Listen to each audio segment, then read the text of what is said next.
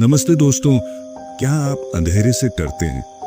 क्या कभी सोचा है कि आपकी सबसे बड़ी चाहत ही आपका सबसे भयानक सपना बन सकती है? आज मैं आपको अनामिका और आदित्य की वो कहानी सुनाने जा रहा हूँ जहाँ एक बच्चे की ख्वाहिश उन्हें नरक के दरवाजे तक ले गई। जब ममता और तंत्र का मेल होता है तो क्या एक माँ शैतान को जन्म दे सकती है? इस रूह कंपा देने वाली कहानी को सुनने के लिए तैयार हो जाइए, जहां हर पल मौत का साया है। अनामिका की शादी उसके घर वालों के लिए जैसे एक सिर की आफत बन चुकी थी। माँ पापा अब थक चुके थे उसकी भूत प्रेत और तंत्र मंत्र वाली अजीब शौक से। दिन ब दिन उसकी दिलचस्पी बढ़ती ही जाती थी।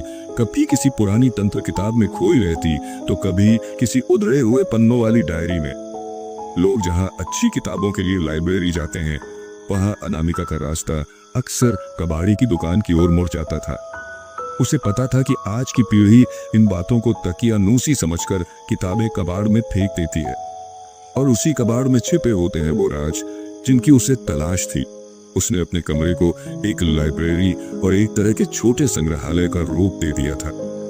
प्लेन बोर्ड, मोमबत्तियां, डरावने पोस्टर और जाने क्या क्या। कमरे का माहौल ही कुछ और था, अजीब, रहस्यमय और थोड़ा डरावना भी। दिन हो या रात, अनामिका या तो पुरानी किताबों में गुम रहती या हॉरर फिल्में देखती। उसकी माँ सरला और पापा रघुवीर की चिंता अब बस बढ़ती ही जा रही थी। अनामिका की इसी अजीब दुनिया की वजह से उससे किसी की दोस्ती नहीं टिकती, और जब भी कोई रिश्ता आता तो लोग उसके विचार सुनते ही किनारा कर लेते। पर किस्मत का खेल देखो, रायगढ़ में वन विभाग में काम करने वाले आदित्य द्विवेदी से उसका रिश्ता तय हो गया। और चौंकाने वाली बात यह थी कि आदित्य भी भूत प्रेत की बातों में वैसी ही दिलचस्पी रखता था। सरकारी नौकरी करते हुए भी खाली समय में वो अनामिका के साथ बैठकर किताबें पढ़ता, प्लेन चिट खेलता और आत्माओं को बुलाने के नए नए तरीके सोचता। उनकी जिंदगी किताबों, रहस्यों और परमाणविक सोच के इर्द गिर्द घूमती रही, और धीरे धीरे वक्त बीतता गया। आदित्य का ट्रांसफर अब गुजरात राजस्थान की सीमा पर बसे एक सुदूर जंगल पीली वन में हो गया। सरकार की ओर से एक छोटा सा कॉटेज दिया गया जो जंगल के ठीक किनारे पर बना था। ये जगह बाकी जगहों से बिल्कुल अलग थी। दूर दूर तक हरियाली, घना जंगल और दिन में भी कुछ अजीब सा सन्नाटा। टूरिस्ट्स यहाँ अक्सर आया करते थे, लेकिन फिर भी इस जगह में एक रहस्यमयी चुप्पी थी जो कभी न टूटती थी। शुरुआत में सब ठीक रहा, लेकिन धीरे धीरे जब कोई परिवार अपने बच्चों के साथ वहां रुकने आता तो अनामिका के भीतर का खालीपन एक बार फिर जाग उठता। वो खुद मां नहीं बन सकी थी। न जाने कितने डॉक्टर, कितने शहर, कितनी दवाएं, सब नाकाम रही। आदित्य ने तो कई बार बच्चे को गोद लेने की बात भी की, लेकिन अनामिका तैयार नहीं हुई। उसे वो एहसास चाहिए था गर्भ से जन्म देने का, अपने खून के रिश्ते का। अब तो पूजा पाठ, व्रत, उपवास उसका रोज का हिस्सा बन चुके थे, लेकिन हर बार हाथ लगी बस नाउम्मीदी। 2 साल और बीत गए, और इन 2 सालों में अनामिका और आदित्य एक बार फिर खो गए अपनी किताबों की दुनिया में। और फिर एक दिन कुछ ऐसा हुआ जो उनकी जिंदगी की दिशा ही बदल गया। कबाड़ की एक दुकान से अनामिका को एक फटी पुरानी स्याह चिल्द वाली किताब मिली। वो किताब बाकी सब किताबों से अलग थी। उसमें तंत्र, वशीकरण, सम्मोहन और आत्माओं से संपर्क जैसी विधाओं का बेहद गहराई से वर्णन था। अनामिका ने एक एक पन्ना ध्यान से पढ़ा, और जैसे ही वो इच्छा शक्ति नाम के अध्याय पर पहुंची, उसका दिल जोर से धड़कने लगा। उस अध्याय में लिखा था कि अगर इंसान की चाहत पूरी तरह एक लक्ष्य पर केंद्रित हो और तंत्र की सही विधियां अपनाई जाएं, तो असंभव भी संभव हो सकता है। उसी वक्त वो किताब लेकर आदित्य के पास भागी, उसे दिखाया और उम्मीद की कि आदित्य समझेगा। पर आदित्य ने पहले ही किताब पढ़ रखी थी, और वो इस बात को गंभीरता से नहीं ले रहा था। उसे लगा अनामिका अब हद से आगे बढ़ रही है। उसने उसे साफ कह दिया कि ये सब पढ़ना ठीक है, पर खुद पर आजमाना पागलपन है। अनामिका फिर भी मानने को तैयार नहीं थी। उसकी आवाज में बेचैनी थी, एक तड़प। पर आदित्य ने दो टोक मना कर दिया। बहस बढ़ती गई और अंत में दोनों एक दूसरे से नाराज होकर सोने चले गए। लेकिन अनामिका ने हार नहीं मानी। रात के 2 बजे जब आदित्य की नींद खुली तो उसने देखा अनामिका अब भी वही किताब पढ़ रही थी। कमरे में हल्की रोशनी थी और अनामिका की आंखें किताब पर ही टिकी थीं। कुछ देर बाद उसने किताब बंद की और चुपचाप लेट गई। लेकिन शायद उस रात कुछ ऐसा था जो उसकी आंखों में चमक रहा था, एक निश्चय, एक खामोश लेकिन तीव्र संकल्प, जिसके अंजाम से वो खुद भी शायद अनजान थी। अगली सुबह आदित्य अभी तक बीती रात की बातों में ही उलझा हुआ था। अनामिका फिर से उसी बात पर अड़ी रही, उस तंत्र साधना की, उस किताब की और उस आखिरी रास्ते की जो उन्हें संतान सुख दे सकता था। आदित्य थक चुका था इस बहस से। उसने साफ कह दिया कि उसे भी संतान की उतनी ही इच्छा है जितनी अनामिका को। लेकिन ये तरीका, ये रास्ता, ऐसा कौन करता है? पर अनामिका अब जिद पर उतर आई थी। उसने कसम खा ली, जब तक आदित्य हाँ नहीं कहेगा तब तक वो पानी की एक बूंद भी नहीं पिएगी। नाराज और परेशान होकर आदित्य अपने काम पर निकल गया। शाम को जब वो लौटा तो जो देखा वो उसकी रूह को कंपा गया। अनामिका जमीन पर बेसुध पड़ी थी। आदित्य ने झट से उसे उठाकर पलंग पर लिटाया, उसके चेहरे पर पानी के छींटे मारे और थोड़ी देर में उसे होश आ गया। सुबह से कुछ भी न खाने पीने से उसकी ये हालत हो गई थी। आदित्य ने जैसे ही उसे पानी पिलाने की कोशिश की, अनामिका ने गिलास पीछे हटा दिया। वो बस तब तक पानी नहीं पीने वाली थी जब तक आदित्य हामी न भर दे। आखिरकार आदित्य ने हार मान ली। उसके हाँ कहते ही अनामिका ने खुद से ही गिलास उठाया, पानी पिया और जैसे किसी सूखी जमीन पर पहली बारिश गिरी हो वैसे ही उसका चेहरा चमक उठा। उस रात उसने अच्छा खाना भी खाया और पहली बार उसमें फिर से उम्मीद की लौ दिखने लगी थी। अब आदित्य को पूरी बात जाननी थी। अनामिका ने बताया, तंत्र साधना बिल्कुल वैसे ही करनी होगी जैसे किताब में लिखी है। सब कुछ अमावस्या की रात को होगा और सबसे अहम बात, पूरे घर में एक भी रोशनी की किरण नहीं आनी चाहिए तब तक जब तक बच्चा जन्म न ले ले। आदित्य को यह बात कुछ अजीब सी लगी, लेकिन उसने कुछ नहीं कहा। आनंद और डर की मिलीजुली भावना के साथ दोनों ने तैयारी शुरू कर दी। सारी तंत्र सामग्री एक कमरे में सजा दी गई। किताब में एक चेतावनी भी थी कि इस साधना से मिली कोई भी इच्छा अपने साथ कुछ नकारात्मक परिणाम भी ला सकती है। लेकिन अनामिका ने वो पृष्ठ ही फाड़ कर निकाल दिया, जैसे उसने ये मान लिया था कि अब पीछे लौटने का कोई रास्ता नहीं। कमरे में मोमबत्तियों से एक बड़ा सा गोल घेरा बनाया गया। दक्षिण दिशा में अनामिका और आदित्य अगल बगल बैठे, बीच में पवित्र अग्नि जलाई गई। मंत्रों के उच्चारण के साथ आहुति दी गई और फिर उसी साधना चक्र के अनुसार उनके बीच संबंध स्थापित किया गया। इस प्रक्रिया को हर अमावस्या दोहराया जाना था। पहली अमावस्या बीत गई।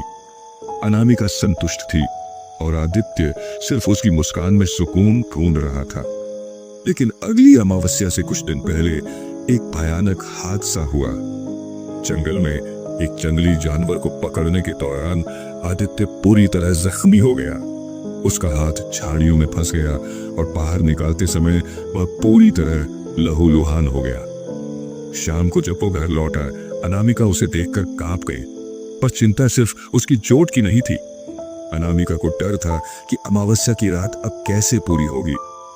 आदित्य ने उसे भरोसा दिलाया कि वो किसी भी हाल में उसे अधूरा नहीं छोड़ेगा। अमावस्या की रात आई, सब कुछ वैसा ही दोहराया गया। मोमबत्तियां, मंत्र, अग्नि, आहुति। लेकिन इस बार आग में एक सेब भी डाला गया जिसे अनामिका को पहले खाना था। और जैसे ही आहुति दी जा रही थी, आदित्य के हाथ के जख्म फिर से फट गए।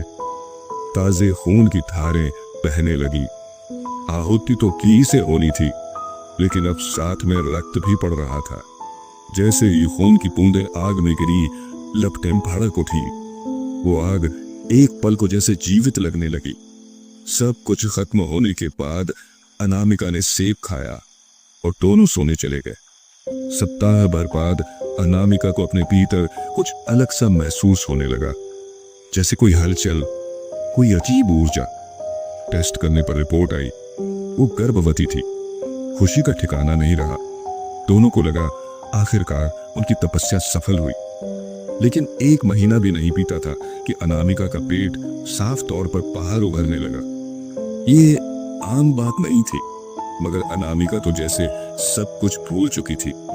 उसने आदित्य को दिखाया और आदित्य का चेहरा जैसे सफेद पड़ गया। इतनी जल्दी? अनामिका ने तब बताया कि किताब में साफ लिखा था, तंत्र से की गई इच्छा सामान्य प्रक्रिया से तेज बल देती है। उसे लगा बच्चा जल्दी बढ़ रहा है और वो बेहद खुश थी। आदित्य ने डॉक्टर के पास जाने की बात की, लेकिन अनामिका ने सख्ती से मना कर दिया। उसके अनुसार अब इस प्रक्रिया में किसी तीसरे इंसान का दखल वर्जित था। आदित्य परेशान था। गहराई में उसे कुछ गलत लग रहा था, पर अनामिका की ममता और जुनून के सामने उसकी आवाज दब गई। अब वो घर में भी खोया रहता और दफ्तर में भी। उसका सहकर्मी दयाशंकर कई बार पूछता कि क्या बात है, मगर आदित्य बस चुप रह जाता। वो कहना चाहता था, पर अनामिका की बातों ने उसकी जुबान जैसे सिल दी थी। दिन बीतते गए और अनामिका का पेट अब लगभग 7वें महीने जैसा दिखने लगा था। लेकिन अभी तो सिर्फ 2 महीने ही हुए थे। अब अनामिका अक्सर चिड़चिड़ी और गुस्सैल हो गई थी। एक शाम दोनों बैठे बात कर रहे थे। अनामिका ने नाम रखने की बात की। आदित्य ने टाल दिया, कहा पहले बच्चा हो तो सही। अनामिका गुस्से में आग बबूला हो गई। कहा कि अब भी उसे शक है। अब तक एक बार भी उसके पेट पर हाथ तक नहीं रखा। आदित्य को खुद भी एहसास हुआ कि उसने अपने डर और संशय में पिता होने की जिम्मेदारी से आंखें मूंद ली थी। उसने माफी मांगी और अनामिका का हाथ थामते हुए अपना हाथ उसके पेट पर रखा। और उसी पल उसे एक हलचल महसूस हुई, तेज, अजीब, विचलित कर देने वाली। उसने चौंक कर पूछा, इतनी हलचल? अनामिका मुस्कुराई। यही तो वो महसूस करना चाहती थी इतने सालों से। थोड़ी देर बाद आदित्य ने पूछा, इतने दिन हो गए, तुम्हें बाहर जाने का मन नहीं करता? अनामिका ने फौरन कहा, नहीं, क्यों जाऊं बाहर? आदित्य चुप हो गया। वो बात को आगे नहीं बढ़ाना चाहता था, लेकिन जब उसने धीरे से अपना हाथ हटाया तो एक डरावनी सिहरन उसके शरीर में दौड़ गई। उसे ऐसा लगा जैसे किसी ने पेट के भीतर से उसका हाथ पकड़ लिया हो। उसने झट से हाथ खींच लिया और उसकी नजर वहीं ठिठक गई। उसे पेट की सतह पर कुछ उभरे हुए निशान दिखाई दिए, जैसे छोटे छोटे हाथ अंदर से बाहर की ओर दबाव डाल रहे हों। अब आदित्य को शक नहीं रहा, ये बच्चा शायद बच्चा नहीं था। 15 दिन और बीत चुके थे उस घटना के बाद, लेकिन घर का माहौल अब पहले से भी ज्यादा अजीब और भारी लगने लगा था।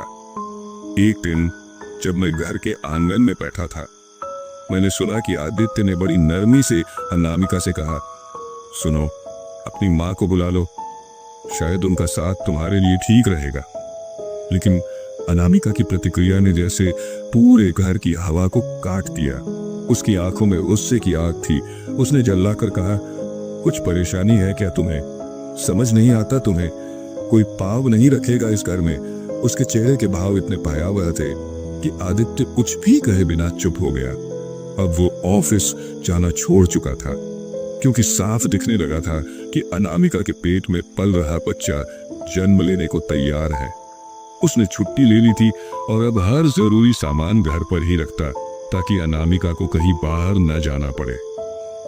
आदित्य की कोशिश यही थी कि अनामिका को किसी भी हाल में कोई कष्ट न हो, लेकिन अब घर में रहते हुए उसे महसूस हुआ कि अनामिका की भूख दोगुनी हो गई है। जब वो खाने बैठती तो उठती ही नहीं, जब तक कि पूरा खाना खत्म न करते। एक दिन की बात है, सुबह सुबह आदित्य ने पूजा वाला एक भजन मोबाइल पर चला दिया। जैसे ही आवाज अनामिका के कानों में पड़ी, वो पागलों की तरह चिल्ला उठी, बंद करो इसे, मैंने कहा बंद करो, अभी के अभी उसके चेहरे की आंखों में जैसे आग जल रही थी। और वहीं खड़ा खड़ा आदित्य समझ गया अब कुछ बहुत गलत हो रहा है। रात होते होते कुछ भी ठीक नहीं लग रहा था और फिर आधी रात को अनामिका जोर जोर से कराहने लगी, पेट पकड़कर चिल्लाई, आदित्य बहुत दर्द हो रहा है, मुझे बर्दाश्त नहीं हो रहा है। उसके कपड़ों पर खून साफ दिख रहा था। आदित्य घबरा गया।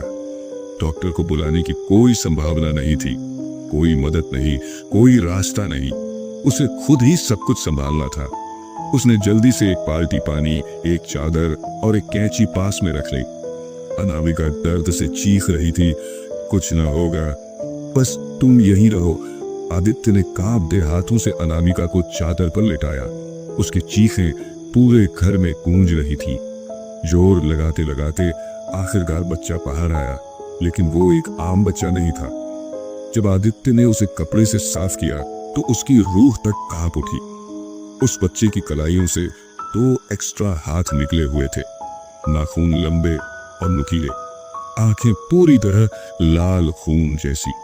और सबसे भयानक बात, उसके मुंह में पहले से ही नुकीले दांत। अनामिका जो अब थकी हुई लेटी थी, धीरे से बोली, कैसा है बच्चा? देखा हमने। आदित्य कुछ पल चुप रहा, फिर धीरे से बोला, लड़का है, लेकिन ये इंसानी नहीं है अनामिका, ये बच्चा शैतानी ताकत से पैदा हुआ है। अनामिका ने उसके हाथों से बच्चा ले लिया और प्यार से उसे अपनी गोद में रख लिया। नजर पास रखी केरोसिन की गैलन पर पड़ी। एकदम से दिमाग चलाया गैलन और माचिस उठाकर दरवाजे की ओर दौड़ा, लेकिन फर्श पर बिखरे खून पर उसका पैर फिसल गया और वो गिर पड़ा। उठा तो देखा अनामिका और बच्चा उसकी ओर पड़ रहे हैं। डर के मारे उसने हाथ में पकड़ी गैलन का सारा तेल उन पर फेंक दिया। अनामिका ने एक आखिरी बार प्यार से कहा, भूख से तड़प रहा है मेरा बच्चा। आदित्य बाप होना उसके, खून ही तो मांग रहा है बेचारा। लेकिन अब आदित्य का डर हदें पार कर चुका था। उसने कांपते हाथों से माचिस की तीली जलाई और बिना सोचे समझे अनामिका और बच्चे की ओर फेंक दी। घर में आग लग गई। दरवाजा बाहर से बंद कर आदित्य वहीं खड़ा रहा, जबकि अंदर से अनामिका की चीखें सुनाई देती रही। घर की लकड़ियां, पर्दे, दीवारें सब आग की चपेट में आ चुके थे। सुबह तक आदित्य वहीं बैठा रहा, सिर पकड़े, खामोश। फिर गांव वाले आ गए और उनके साथ आया दयाशंकर। दयाशंकर चौंक कर बोला, ये क्या हो गया साहब? आदित्य बिना कुछ कहे बोला, मुझे पुलिस स्टेशन ले चलो। दया, सब खत्म हो गया। उसने खुद को पुलिस के हवाले कर दिया और उस रात की सच्चाई को अपनी जुबान पर कभी नहीं लाया। वो राज उसके दिल में दफन रह गया। अनामिका और आदित्य की यह कहानी सिर्फ एक दंपति की संतान पाने की इच्छा की नहीं, बल्कि उस जुनून की पराकाष्ठा को दिखाती है, जब इंसान सही गलत का भेद भूल जाता है। तंत्र मंत्र की दुनिया में गहरे उतरने और एक अजनबी किताब पर आंख मूंद कर भरोसा करने का जो अंजाम हुआ, वह शायद आदित्य ने कभी सपने में भी नहीं सोचा होगा। उसने खुद को कानून के हवाले कर दिया, पर जो दर्द उसके अंदर दफन था, वह शायद उसे हमेशा सालता रहेगा। ये कहानी हमें सोचने पर मजबूर करती है कि क्या हर इच्छा को पूरा करना सही है, और क्या कुछ पाने की चाहत में हम इतने अंधे हो सकते हैं कि अपने इंसानियत की सीमाएं भी लांघ जाएं। अगर आपको ऐसी ही और रहस्यमयी और डरावनी कहानियां पसंद हैं, तो देखते रहिए रात फ्लिक्स।